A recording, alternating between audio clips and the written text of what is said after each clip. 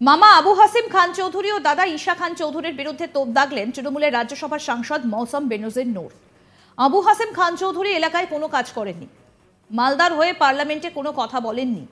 বিধায়ক নির্বাচিত হবার পরও এলাকার মানুষের সঙ্গে যোগাযোগ ছিল না ঈশার। সাংবাদিক সম্মেলনে অভিযোগ মৌসম নূরের। গুরুত্ব দিতে নারাজ ঈশা খান চৌধুরী। একই ধরনের পচা গলা কথা তৃণমূল প্রার্থী থেকে মমতা বন্দ্যোপাধ্যায় সবাই বলছেন। এখন মৌসুমও সেই ধরনের কথা বলছেন। আমি কি কাজ করেছি, বাবা কি কাজ করেছে, এলাকার মানুষ জানে, এলাকার মানুষ তার উত্তর দেবে। প্রতিক্রিয়া ঈশা খান চৌধুরীর। একই বাড়িতে থাকলেও রাজনৈতিকভাবে কোতোয়ালি ভবনে বিভাজন হয়েছে বহু আগে। মৌসুমের তুতো দিদি শাহনাজ কাদরিকে দলে এনে কোতোয়ালি ভবনে প্রথম ধাক্কা দিয়েছিল তৃণমূল। এরপর আবু নাসের খান চৌধুরী যোগদান করেন তৃণমূলে, বিধায়ক নির্বাচিত হন। তবে 2019 সালে কংগ্রেস ছেড়ে তৃণমূল কংগ্রেসে যোগ দিয়েছিলেন মৌসম নূর। কোতোয়ালি পরিবারে এটাই ছিল তৃণমূলের সবচেয়ে বড় ধাক্কা। 2019-এর নির্বাচনে মালদা উত্তর থেকে মৌসম নূরকে প্রার্থী করেছিল তৃণমূল। অন্যদিকে কোতোয়ালি বাড়ির সদস্য ঈশা খান চৌধুরী কংগ্রেসের টিকিটে উত্তর মালদা থেকে প্রতিদ্বন্দ্বিতা করেছিলেন। ভোট ভাগাভাগিতে পরাজিত হয়েছিলেন দুজনেই। পদ্ম ফুটেছিল মালদা উত্তরে। তবে তখনও কোতোয়ালি পরিবারের কাউকে আক্রমণ করতে সেভাবে দেখা যায়নি মৌসমকে। কিন্তু এবারের নির্বাচনের ঠিক আগে কোতোয়ালি পরিবারের বর্ষিয়ান সদস্য, বিদায়ী সাংসদ ও গনি খান চৌধুরীর ভাই আবু হাসেম খান চৌধুরীকে আক্রমণ করলেন তিনি। আবু হাসেম খান চৌধুরী সম্পর্কে মামা মৌসমের। পাশাপাশি দাদা ঈশা খান চৌধুরীর বিরুদ্ধে মানুষের পাশে না থাকার অভিযোগ তুলে সরব হয়েছেন তিনি। মৌসম বেনজির নূর সাংবাদিক বৈঠক করে বলছেন, দক্ষিণ মালদায় সাংসদ থাকাকালীন তিনি কোনো কাজ করেননি। ঘোর বিরোধিতা করার পাশাপাশি এলাকার মানুষের জন্য সংসদে কোনো কথা তোলেননি। শুধু তাই নয়, আবু হাসেম খান চৌধুরীর ছেলে ঈশা খান চৌধুরী, যিনি এবার দক্ষিণ মালদায় কংগ্রেসের প্রার্থী, যখন তিনি সুজাপুরে বিধানসভা কেন্দ্রের বিধায়ক ছিলেন তখনও তেমন কোনো কাজ করেননি। এলাকায় তাকে দেখতেই পাওয়া যায়নি। তাই তিনি সাধারণ মানুষের কাছে দাবি রাখছেন মালদা দক্ষিণ কেন্দ্রে তৃণমূল কংগ্রেসের প্রার্থী শাহনওয়াজ আলী রায়হানকে ভোট দেবার।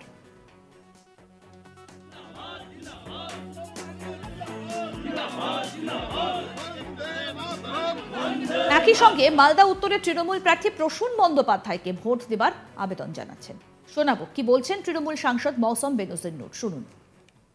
আমি যেহেতু একটা ফ্যামিলির লেগেসিকে বিলং করি, আমি বরকত সাহেবের ফ্যামিলিকে বিলং করি এবং আমাকে আমাদের নেত্রী মমতা বন্দ্যোপাধ্যায়, আমি আগেই বললাম, সুযোগ দিয়েছে যে মালদার কথা যেভাবে বরকত সাহেব তুলতেন, কাজ করতেন, আমাকেও সেই সুযোগ দিয়েছে।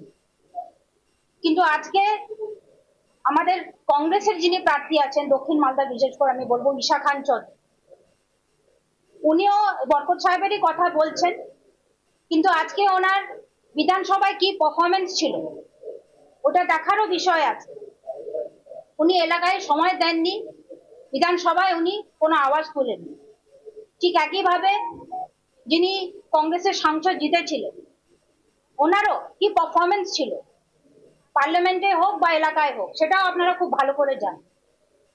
কিন্তু আমি বিশ্বাস করি যে আমাদের যিনি দক্ষিণ মালদার প্রার্থী হয়েছেন শাহনওয়াজ আলী রায়হান, উনি একজন ইয়াং এডুকেটেড ছেলে। উনি সবকিছু ছেড়ে ফিরে এসছেন মালদায় কাজ করার জন্যে, প্রতিনিধিত্ব করার জন্যে। আমাদের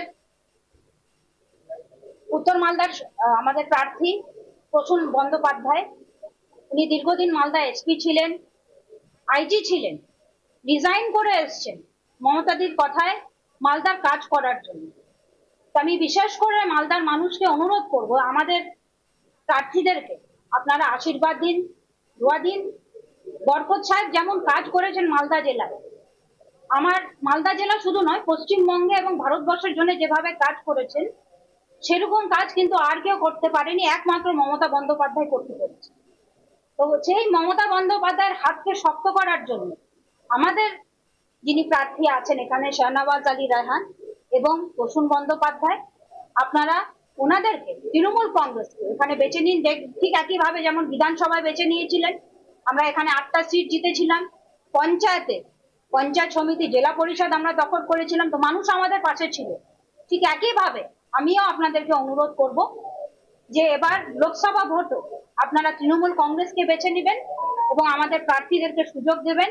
আগামী দিনে আপনাদের প্রতিনিধিত্ব করার জন্য, যাতে পার্লামেন্টে ওনারা যেতে পারেন এবং একসঙ্গে আমরা কাজ করতে পারি, মালদার হয়ে লড়াই করতে পারি। পাল্টা জবাব দিয়েছেন দক্ষিণ মালদা লোকসভা কেন্দ্রের কংগ্রেস প্রার্থী ঈশা খান চৌধুরী। তিনি জানান, লোকসভা নির্বাচন শুরু থেকেই এই সমস্ত কথা বিরোধীরা বলছে। কোনো সময় মুখ্যমন্ত্রী বলছে, আবার কোনো তৃণমূলের নেতৃত্ব বলছে, আজকে আবার মৌসম নূরও বলেছে। শোনাই আপনাদের কি বলছেন ঈশা খান চৌধুরী। যখন থেকে ইলেকশন স্টার্ট হয়েছে, এগুলো কথা পুরাতন হয়ে গেছে, পচা হয়ে গেছে, একই কথা রিপিট করছে। কোনো সময় প্রার্থী বলছে, কোনো সময় টিএমসি মুখ্যমন্ত্রী বলছে, মন্ত্রীরা বলছে, ওদের আর কিছু বলার নেই মনে হয়, একই রিপিট রেকর্ডিংয়ের মতন চলছে। আজকে হয়তো মৌসম নূর হয়তো একই কথা বলেছে। দেখুন, আমি খুব সহজ বলছি যে আমার কোনো টিএমসি নেতার সার্টিফিকেট দরকার নেই। আমি কত কাজ করেছে, আমি গঙ্গা ভাঙানোর কাজ করেছি কিনা, আমি অনেক 100 কিলোমিটার রাস্তা করেছি কিনা, আমি বাউন্ডারি ওয়াল করেছি কিনা, কোথায় কোন কাজ করেছি, সার্টিফিকেট দিবে আমার পাবলিক কোথাকার। আমি 2 জায়গার বিধায়ক ছিলাম, সুজাপুর এবং বৈষ্ণবনগর। ওখানে আপনারা যান, ওদের কাছে, পাবলিকের কাছে শুধু আপনারা একটু আমার ব্যবহার, আমার কাজ, আমার উন্নয়ন, ওদের কাছ থেকে আপনারা প্রমাণ নেবেন। আমাকে এই প্রমাণ দিতে হবে না, মানুষ প্রমাণ দেবে।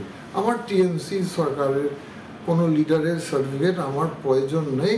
এই পচাগুলো কথায় বারবার রিপিট করছে, আমায় মানে জবাব দিবে মানুষ। এবং যে ভোট আসছে কয়েকদিনের মধ্যে, সেখানেও আমার আশা আছে, বিশ্বাস আছে, মানুষ। আমাদের প্রতিনিধি মিল্টন পাল কি প্রতিবেদন তুলেছেন, শুনবো। 7ই মে রয়েছে মালদা জেলার ভোট। মালদা জেলার 2টি লোকসভা কেন্দ্র, উত্তর মালদা এবং দক্ষিণ মালদা। দক্ষিণ মালদার ক্ষেত্রে একসময় গণি পরিবারের সদস্যরা ভোটে দাঁড়াতেন এবং জয়ী হতেন।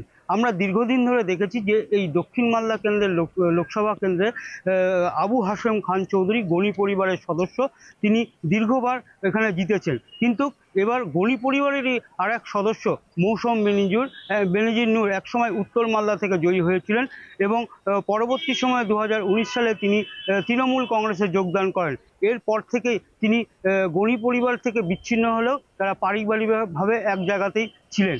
এবার গণি পরিবারের সদস্যের বিরুদ্ধে মৌসম নূর অভিযোগ তুললেন যে এই পরিবারে আবু হাশেম খান চৌধুরী দীর্ঘদিন ধরে এই দক্ষিণ মালদা লোকসভা কেন্দ্রে সাংসদ ছিলেন, কিন্তু কোনো রকম কাজ করেননি। সংসদে গিয়ে তিনি একটা কথাও বলেননি। এমনকি মালদার যে মূল সমস্যা গঙ্গা ভাঙন এবং পরিযায়ী শ্রমিক, সেই সমস্যার কথাও তুলে ধরেননি। এর পাশাপাশি তিনি তার দাদা ঈশা খান চৌধুরী, তিনি সুজাপুর এবং বৈষ্ণবনগরের। আরও আপডেট পেতে দেখতে থাকুন আজ তাক বাংলার ইউটিউব চ্যানেল, সাবস্ক্রাইব করুন।